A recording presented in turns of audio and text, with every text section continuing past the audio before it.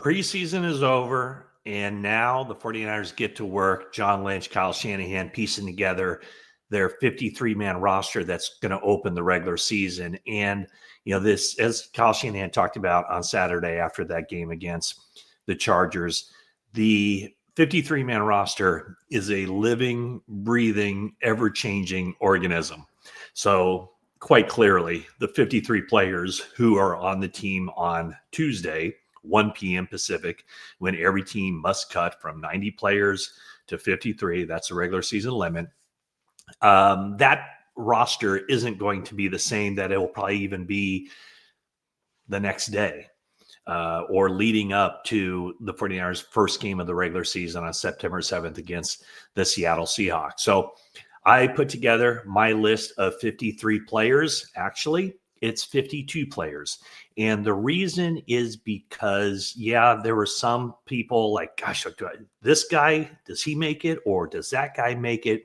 Ultimately, I decided that I would keep one spot open for the 49ers to claim a player off waivers or to sign somebody, a vested veteran perhaps, that could help the team at any position of need. So some of the things became quite clear with the 49ers over the course of the last several days.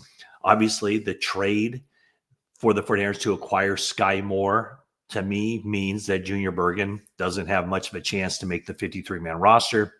However, I would assume that they would want to keep him around for the practice squad.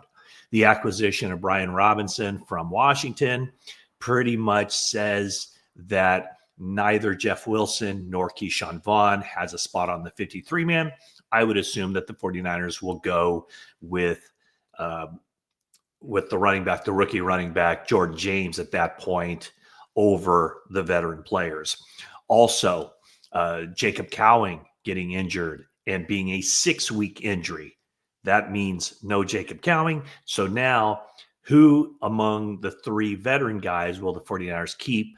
Will it be Robbie Chosen? Will it be Russell Gage? Or will it be Isaiah Hodgins? So those are some of the aspects of this. And also Jacob Robinson, the promising cornerback from BYU. I didn't have him making the 53-man roster anyway, but the fact that he sustains a broken forearm, that probably puts him in the same boat as Corey Kiner, who was doing very well as an undrafted rookie, but sustained the high ankle sprain, out for a couple months. The 49ers end up placing him on waivers. He cleared waivers. He reverts back to their injured reserve list. And now the 49ers will probably settle with him for an injury settlement. So let's get to the 53-man roster, the 52-man roster. And I'll tell you kind of how I feel it breaks down. Quarterback, I think, is a no-brainer. They're going to keep Brock Purdy and Mac Jones and nobody else. I just don't see them keeping a third quarterback on their 53-man. It makes no sense to me. You saw the other quarterbacks that the 49ers have in camp. They're not NFL 53-man worthy players. Now, what could change that would be if somebody comes open that the 49ers could claim that they really like, but I just don't see it. I think they keep 2 quarterbacks on their 53-man and then have another quarterback on the practice squad. To me, the running backs are cut and dried. Christian McCaffrey, Kyle Juszczyk, Brian Robinson, Isaac Grindo, and Jordan James. Jordan James will be basically a developmental player coming off the fractured finger, pinky finger on his right hand. I wouldn't expect him to be active at all early in the season, but they will want to keep him around because they don't want to lose him. The wide receivers, right now, Ricky Pearsall, Juwan Jennings. Again, Jennings, don't know what's going on there. Kyle Shanahan said after the game that he fully expects Jennings to be available for week 1 of the regular season. We shall see. Jordan Watkins are going to keep him. Sky Moore, obviously, they keep him. And then the last spot, I have the 49ers going with Russell Gage. And I don't know. I just thought that he was more consistent from beginning to end. Robbie Chosen, very much in the mix too. He did some good things for the 49ers in training camp after signing him. But I have the 49ers keeping Russell Gage on the 53-man and then Robbie Chosen on the practice squad. And then more than likely he'll be up early in the season as the 49ers need some help, because I have Jacob Cowing going on IR, Brandon Ayuk, PUP, start the season. You start to think about him joining the team in week 6 and beyond. And then we all expect Demarcus Robinson, that NFL announcement will come down that he's suspended for the first 3 games of the season. So that's how I see the wide receiver position shaking out. The tight end position is a little bit in flux because Braden Willis had a neck injury on Saturday night, didn't return to the game. Does that put his roster spot in jeopardy? Is he an IR candidate or something of that nature? I have the 49ers keeping 4 receivers without any knowledge of what's going on with Braden Willis. So Kittle, Luke Farrell, Willis, and Jake Tonjes. The offensive line could be 9 or 10 players. I'm going with 9. Of course, you know the starters: Trent Williams, Dominic Pooney, Colton McKivitz, Jake Brendel, Ben Barch. The 4 backups, I have Connor Colby, Spencer Burford, Nick Zakelj, and Austin Pleasance. And the one guy that I considered, but I think that they can just roll with Zakelj as a backup center. That one guy I'm considering considered and still could make the team, obviously, Matt Hennessy, a true center. But I think maybe Zakelj could serve as the backup guard and center position. Defensive line, I have 9 guys, just like the offensive line. I have 9 guys. Defensive line, 9 guys would be Bosa, Michael Williams, Alfred Collins, CJ West, Bryce Huff, Jordan Elliott, Kalia Davis, Sam Okawanu, and Sebastian Valdez. For me, it came down to Valdez, Evan Anderson, or Robert Beal. I'm going to go with Valdez just because maybe there's more potential there. Evan Anderson, I don't know if he took that next step from being an undrafted rookie who spent time on the 53-man last year. So I have the 49ers keeping Valdez, and that is with Yetur Gross-Matos beginning the season on PUP and Kevin Givens beginning the season on IR. Linebackers also, I think the first 5 are pretty well set in stone with Fred Warner, D. Winters, Nick Martin, Luke Gifford, and Tatum Bethune. So then that final spot, if they keep 6, which I assume they will, who is it? Is it going to be Curtis Robinson or Chaz Surratt? Robinson has special teams value. He had the pick 6 Saturday night. I don't think that plays into it. I just think that he's been around. The team knows him. The team likes him. They know he's dependable. And so I'm going with Robinson over Surratt. And then the cornerback situation, to me, is pretty cut and dried. It's Diamador Lenore, Renardo Green, Upton Stout, Dallas Flowers, and Chase Lucas, with Jacob Robinson going on IR. I think the injury to Trey Brown really clarified the cornerback position. They keep 5 cornerbacks. That would mean that Darrell Luter Jr. would be the odd man out. And then the safety position. Do they keep 4 safeties or do they keep 5 safeties?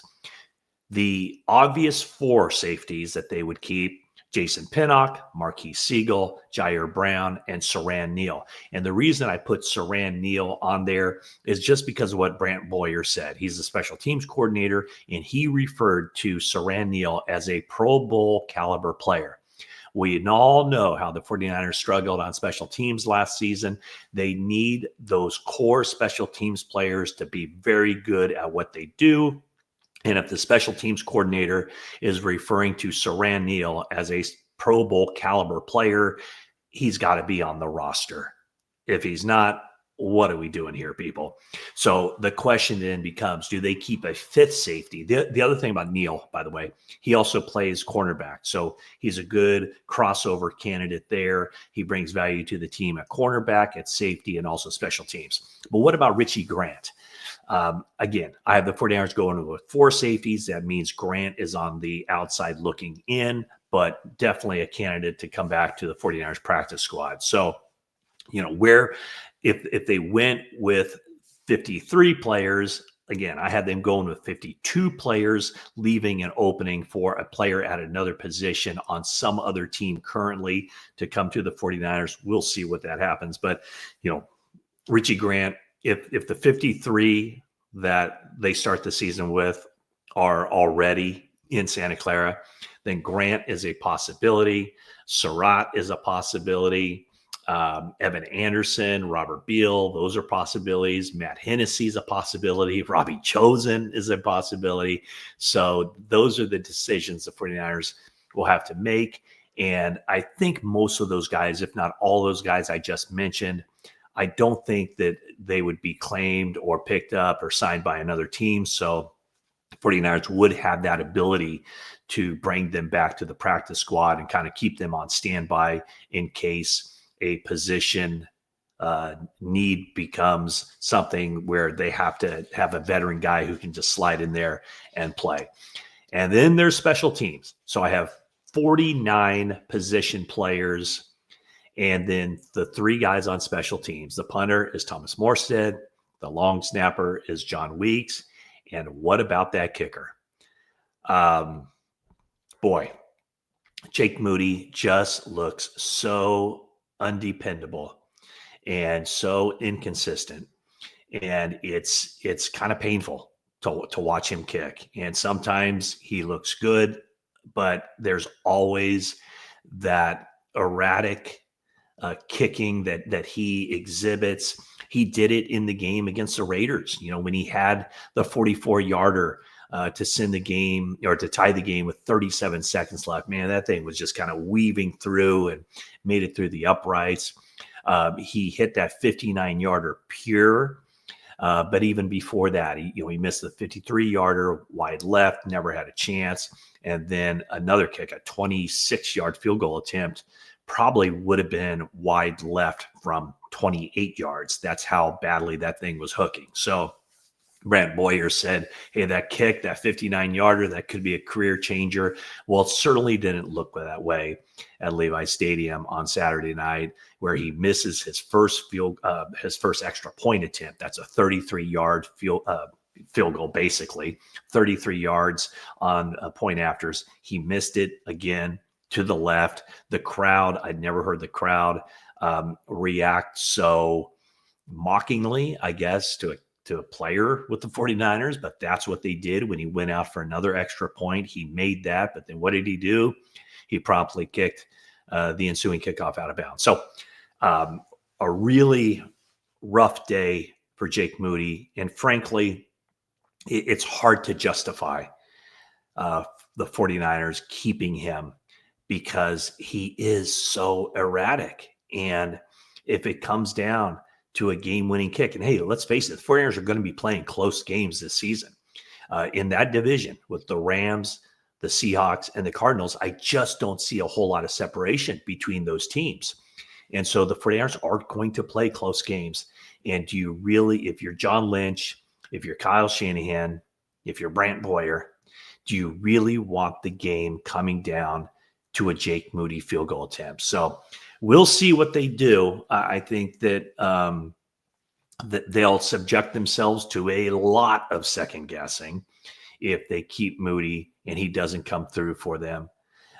Then the question becomes, where do they look? Is there a player out there? Is there a kicker out there who is getting released by a team this summer that is better than Jake Moody, that the 49ers like and will bring in? Or do they go back to Greg Joseph, who was kicking just fine in training camp before the 49ers needed that extra roster spot and released him to be able to bring in a position player at positions of need? So I think on Tuesday, boy, if I were the 49ers, I think the time is now to move on from Jake Moody. He just doesn't instill confidence anytime he goes out there in the field. So that's my 52-man roster, with obviously the regular season limit being 53 players. So again, keeping the door open for the 49ers to go out and get a player who is currently on another team,